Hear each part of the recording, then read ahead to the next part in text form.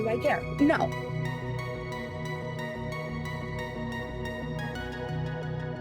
Welcome if you're new, and if you're not, and this is not your first time here, hi, hello.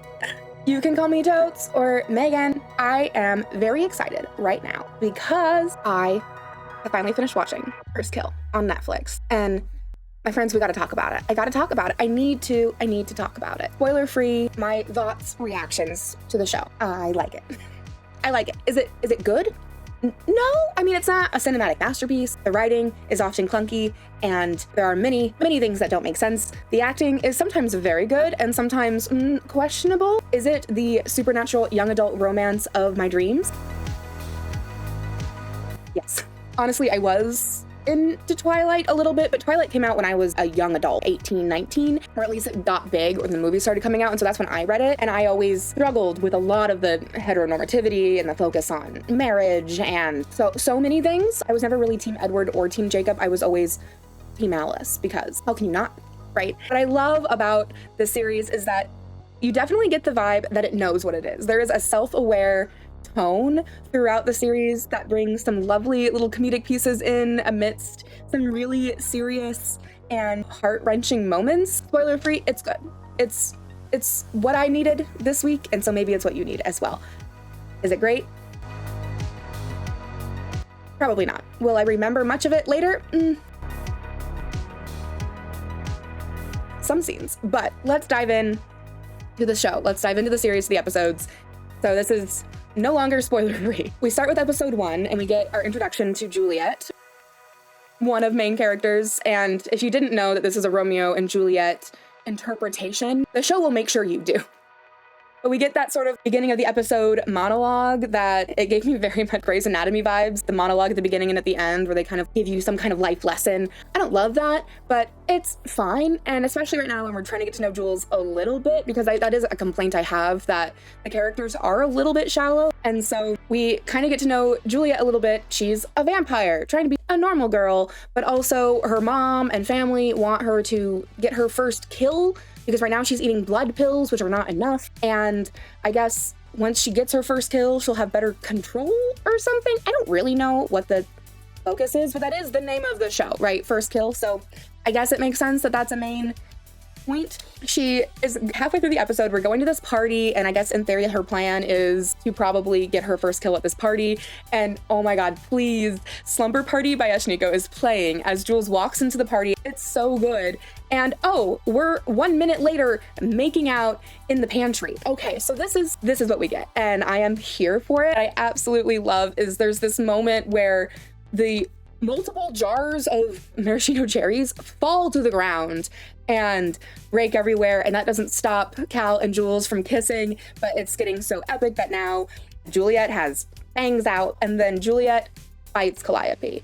Fade to black. We get to know more about Calliope, because here I'm thinking, oh no, this is pretty early in for Juliet to kill her Romeo, but we get Calliope kind of giving her monologue, talking about basically being a teenage girl. I appreciate the self-aware notes of this script, because the reality is that pretty much anything that teenage girls do or like or say is considered trash by the greater media and greater world and the people around them. But at the same time, there's all these expectations that can never be quite right. And we find out that Cal actually comes from a line of monster hunters called the Guild or something. And we now get a better picture of this Romeo-Juliet story. It's not just vampire human, it's vampire hunter. We get a little bit more of Cal's story, and her parents are also very focused on her first kill, her first monster kill, which again, is the title of the show, so I guess it kind of makes sense. Cal has just been bitten, and she pulls out a stake and stabs Juliet, and Juliet falls to the ground, and oh no. Well, I guess that's the show, right? I mean, obviously not. So we move into episode 2. Juliet is seemingly dead. Cal is running. In the meantime, Cal's family is fighting some kind of gross goo monster. I don't know what it is. I'm sure they call it something. I have forgotten. But what I do appreciate is in so many of these supernatural YA series, whether it be books or film or TV, there's kind of vampires and maybe werewolves, maybe witches, but there's not really a ton of other monsters. And so I appreciate that we do get more on the supernatural CW series side, Monster of the Week style monsters with this weird gross goo guy, we find out that Juliet is in fact okay, because I guess legacies can't be killed, and she's a legacy, which means that was born, not made, so she's from this big long line of vampires. And Cal is trying to explain to her family what happened, and they're figuring out that Juliet is a legacy because if she was staked, why didn't she disappear into ash? And she's clearly not dead, and Cal's been bitten, and there's all this stuff happening. But we find out from Juliet that there is actually, still a dead body at the party. It's this blonde girl, Ashley. And I don't love Ashley's treatment by the story. I think that she gets a tough break. She's a teenage girl who is apparently into partying. Her nickname is Smashly. There's not a lot of care or concern about her death, apart from maybe from one friend. But they're back at school, and Calliope and Juliet have now seen each other, and Juliet just wants to talk. Calliope wants to murder. And so there's this chase scene that had me laughing out loud, because this is sort of like the first sort of action scene with Juliet and Calliope, and bless their hearts, they're trying, right? And so they're running, they're fighting, Juliet's crying, her tears are blood because, I don't know, vampires, and Calliope hits her, but then touches the blood and is now paralyzed because, again, I don't know, vampires.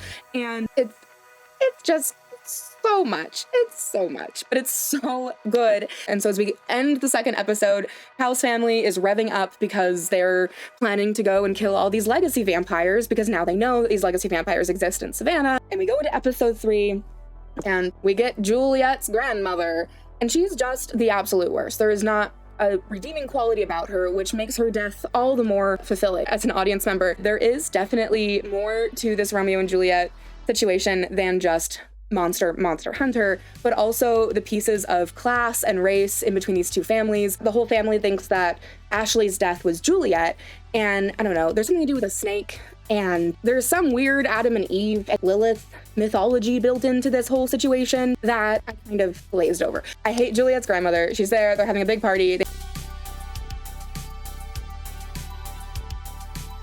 put Juliet in this terrible ball gown that is just hideous, and I think would be hideous anywhere.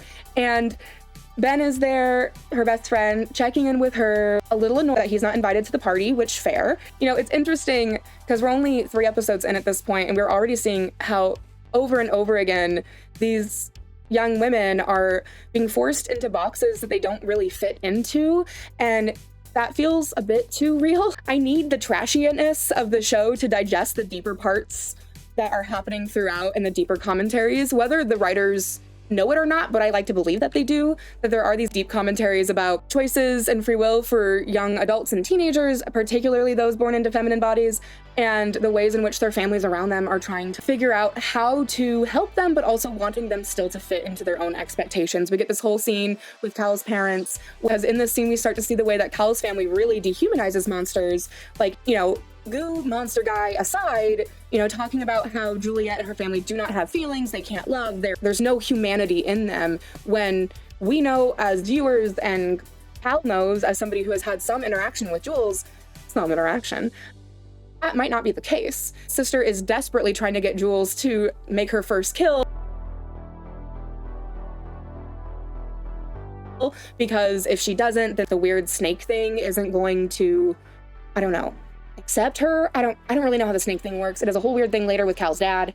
Cal's family realizes that she's been bitten, and they have this whole worry that somehow that bite has linked Cal to Juliet, and that's why Calliope is not on board for all the monster killing, that she's being brainwashed and controlled by Juliet, which, we know isn't the case because they were making out long before the bite happened. Let's just be real. As we close out episode 3, we're still ramping up the whole everybody going to go fight the vampires. The party is happening, and everyone is in terrible outfits. Cal's family and the guild people are all in combat gear running into this big party, and all the legacy vampires are all dressed fancy, and there's a big fight happening. And as we move into episode 4, we pick up at the party with the hunters massacring the random nameless legacy vampires because, who cares? We don't know them. We also discover that a couple from the guild have been killed, and I think that the way that they're related is they're Cal's adopted aunt and uncle, or actual aunt and uncle. I'm not totally sure, but they've been killed, and so everyone's really upset about that. And in all of this, Jules' dad gets stabbed with a stake, a big legacy vampire killing stake, which I guess actually doesn't really kill legacy vampires, we discovered. Jules' dad, who was not a legacy vampire, he was made by Jules' mom. And the grandmother has always hated this, obviously, because the grandmother is the worst. the worst. Juliet and Cal are not there, and they have driven off together. They had, I guess his name is Clayton, in the back of the car. He was a guild guy who he's referred to as creepy dead guy, and that is accurate and good. And so this is when Ben finds out more about what's going on, and Ben discovers that Juliet is in fact a vampire, and we get to meet his ridiculous mother, Bunny, who so many feelings about Bunny, but she's a stereotype for a reason, right? She's the stereotypical suburban mom who has too much time on her hands and not enough time to get educated about things. And Jules ends up killing creepy dead guy because he wasn't actually dead, and he tried to attack Calliope, and so now Juliet has had her first kill. Ooh. Eleanor convinces the grandmother by promising to marry some random legacy vampire guy to save the dad. But what ends up happening is the snake, I guess, goes into the dad, and it's weird. I don't like it. I'm a little unsettled. Good horror moment, I guess. Turns him into something. He has green eyes now. We find out more about that a little bit later. But also at the same time, Juliet's brother, Oliver, has been kidnapped by some of the guild people, and they're torturing him, and they have a whole scene where they're trying to kill him, but they can't, and they find his ring, which I guess is some kind of witchcraft, and when, gosh, they pull the ring off, and like there's a whole like long string that I guess in his hand. It's very upsetting. And it's moments like that where I'm like, oh right, this is supposed to be a horror series, right? And we do get a little bit of that, although there is a lot of comedic moments and tonal shifts of moving through horror and comedy and drama and romance, and it's a nice mashup. Personally, I enjoy it, but I know that it's kind of weird. So we get back to Cal and Jewel. I'm so mad at you now. Let's make out, which, I mean, okay. And so they're making out. There's a tree nearby, and the fruit is falling off the tree. And I don't know, especially with the whole Adam, Eve, Lilith snake thing. Is this supposed to be the tree of knowledge? Why is the fruit falling off? It's imagery I don't understand. Do I care? No, it's fine because they're making out. Jules' dad is like new and improved and also a little bit scaly. He's just like really intense. He's come and picked them up. They were, I guess, nearby a party. And so he found them. He's picked them up. They're driving back, but they're afraid of him because he's not taking Calliope home. I think that they're heading back to their house. And now there's this witch lady who has arrived in front of their car and is blowing wind everywhere. So the girls get out and run away. And also Oliver somehow manages to escape his imprisonment. I'm guessing his witch lady friend. At this point, none of it's really clear. There's just a lot happening because we're at the end of episode 4 and the girls have decided that they're going to move forward together, that they want to be together. They're going to move forward together. And so in episode 5, we get Cal saying what it might be my favorite line, a line I must have on a shirt that says, I think I was queer from the womb. And that is such a mood. And I would like that on a t-shirt, please. They like are kind of having this little Romeo and Juliet moment where they're getting to know each other a little bit on the set of Romeo and Juliet at the school, because you see, the show wants you to know that this is Romeo and Juliet. It still is very shallow. They're talking about favorite foods, and Juliet is like, I don't eat food because like blood. And it's like, okay. And we still don't get a lot of deep understanding of who these young women are. We just know that they're having a nice time together, I guess, basically. And so they're trying to plan that they're not going to go home. They just want a regular day together. They want to be at school, but it's not really working out. And Ben and Jules have this whole weird fight thing, which is basically Ben stating reality to Jules, right? That this isn't going to work. Her family wants to kill you. Your family wants to kill her and her family. This is a terrible idea. And then this is where Juliet becomes a little bit unlikable, and she basically goes off on Ben, and rather than focusing on the criticisms that he's giving her as a friend, she attacks him and his relationship. And this is where we find out that his relationship is with another young man who is in the closet and has a girlfriend. And the whole situation, I mean, it's very much teen drama, but also it doesn't make me like Juliet very much. We end up getting a clip of Ben and his boyfriend together, and Ben is, he's heard what Juliet said, and he's trying to push his boyfriend to be out with him, to be an authentic, real relationship, to not be hiding and sneaking around because it's hurting Ben. And the monster alarm goes off. And this is the moment, we are 5 episodes in, we're more than halfway through the series. This is the moment when I realized that, this is a world in which people know that monsters exist. They just haven't been around much. They know that monsters exist enough that there is a monster alarm. And as we have the monster alarm going off, Ben and his not a boyfriend are talking, and I'm sitting here thinking, I wrote in my notes 25 minutes in, yeah, we definitely hate Ben's not a boyfriend, and I'm kind of hoping he gets eaten by the zombie because the monster alarm is for a zombie, which I am wondering, is it going to be Smashly Ashley? I feel like it will be. And it is Ashley, and guess what? maybe 10 minutes later, not a boyfriend is murdered by zombie. And the moms are calling a truce together. There's a lot happening, clearly. But the moms call a truce. They're trying to make it work, but they're not doing a very good job of being very convincing to anyone. And we get an action scene with Cal and Jules fighting Ashley together. One of my questions has been, well, so if Juliet and her family do have more humanity than is expected, would other monsters have humanity too? Blue monster from episode 1 or 2 or whatever, maybe not. Ashley was a human, so what would stop her? And there's this moment in the fight where Ashley starts talking. And that question of the humanity of monsters is really there front and center. But when Cal tells Jules that Ashley isn't Ashley anymore, there's this brief pause and Ashley immediately tries to murder Jules and eat her brain. So I don't know if it's the death as the deciding factor of whether or not a monster gets to keep their soul or whatever or what, but I don't know. We continue on, and now there's this whole situation where Eleanor, Juliet's sister, is sitting with her new fiance and the families, and they're writing up the contract of their marriage. I hate Eleanor, don't get me wrong. She is also the worst. She's basically her grandmother's granddaughter, but as they're talking about the contract, what is expected of Eleanor in this marriage, which, in theory is forever, there is a lot of emphasis on her having children and all of this stuff. And so even though Eleanor has made it very clear that it was her ambition and want to eventually be the matriarch of the legacy line and to have control over Snake Thing that made her decide to agree to this arranged marriage, there's still blatant sexism and expectations and all of that onto her. And her response, I was so impressed because I was expecting her to kind of go along with it. And instead, she says, I'm not moving to Toronto to pimp out my uterus. Again, another line that needs to be on a t-shirt. She leaves the room. Grandmother's following. Grandmother is yelling and mad and all upset. And Jules' dad comes in and full on murders grandma and eats her because he's not just a regular maid vampire anymore. I guess we find out later he's a ghoul? I don't know. But he ate her.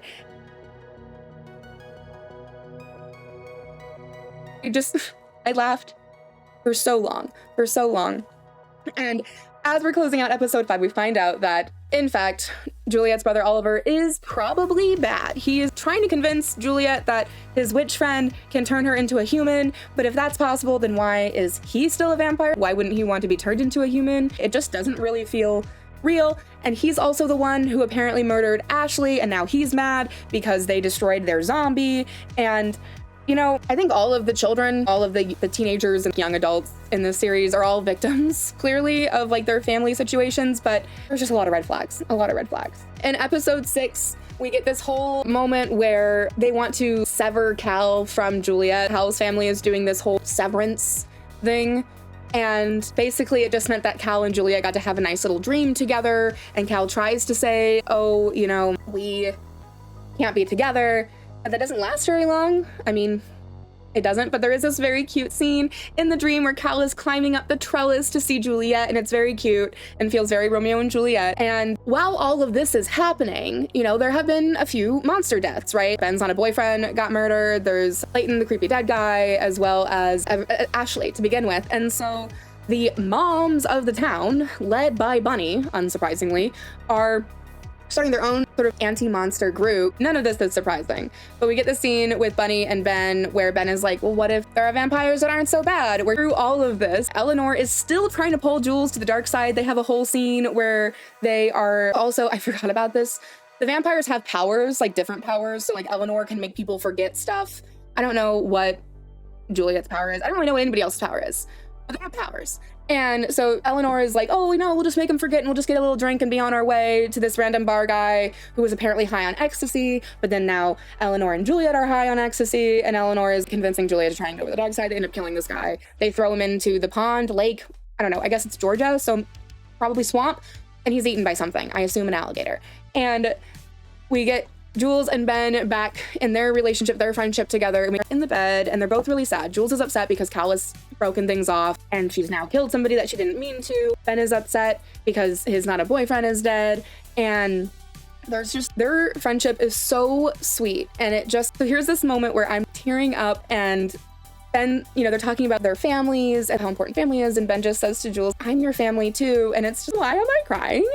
And it doesn't matter because tonal shift, I'm tearing up, and we cut and open to the most absurd self-defense course with a lot of thrusting being led by, I think it was Cal's brother, or so much thrusting with all of these, the mom group. We're closing out episode 6 with Cal and Jules choosing each other, and they're gonna run away again. Try that again, because it hasn't worked out, but they're gonna try. And we close out episode 6 with the discovery of creepy dead guy's body and Jules' house being covered in graffiti, because in all of this, Jules' dad is the DA, the district attorney of Savannah? I don't know. Apparently they're treating him like he's the mayor or the governor or a senator or something. They're treating him like he has a lot more power over the monster situation than he does. And I don't know if in this world, the district attorney is in charge of monster abatement or whatever, but apparently everyone's mad.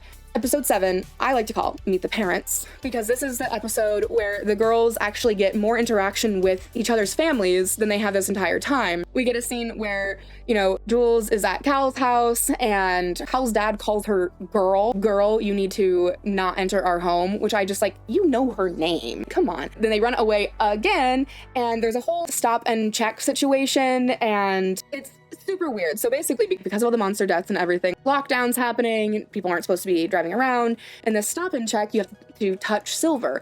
And they do a decent job of hiding that Jules gets burned by the silver, because, silver is banned for monsters.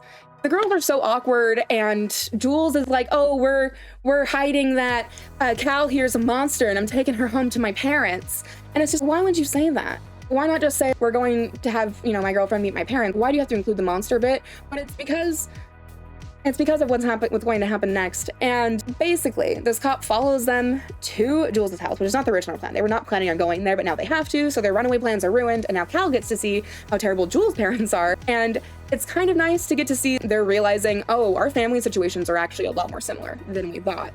But with all of that, what we find out is the cop has decided that she knows who the monster is, and she's decided that it's Calliope. And so now there's a huge mob outside of Jules' home screaming for them to bring the monster out, and everybody inside the house assumes that they are thinking of Jules, but Ben comes in, because of course his mom is out there. Ben comes in and says, oh no, it's Calliope that they're wanting. And there is definitely a whole commentary about the fact that the wealthy white girl who is clearly the monster isn't sus, but Cal, who's new in town and a person of color, is. Okay.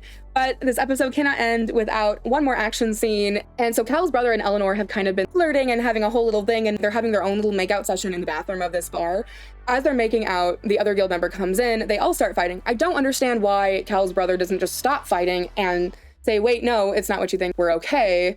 But in the midst of the fight, Cal's brother has killed the other guild member. This is, and I wrote in big capital letters in my notes, this is the Mercutio moment! This is the climax of the entire series, and the episode closes out with Jules holding Calliope's hand over her heart and says, is my heart safe with you? And as I wipe the tears from my eyes, we move into episode 8, the final episode of the season, and I am going to leave it there. I will say I have deeply enjoyed this show. I'm curious if they're going to pick it up for a second season. Judging by how popular it is on Netflix right now, I hope that they will. But I want to hear, have you watched First Kill? What do you think? What are your thoughts? What is your favorite terrible line? What is your favorite heart-wrenching, make you cry little gay tears line? What is the moment, the tone shift that caught you the most off guard? I want to hear about it. I just needed to talk about this show in depth, and I am grateful that it exists. There are many things that I would do differently, but as far as Romeo and Juliet supernatural romances go, this might be my favorite. But yeah, thank you so much. If you're still here hanging out with me, thank you so much for being here. If you want to, help me out, like and subscribe, all of those things. My socials will be somewhere around here. I'm live on Twitch pretty regularly, playing games and hanging out with the goats. And we'll see you next time. Bye.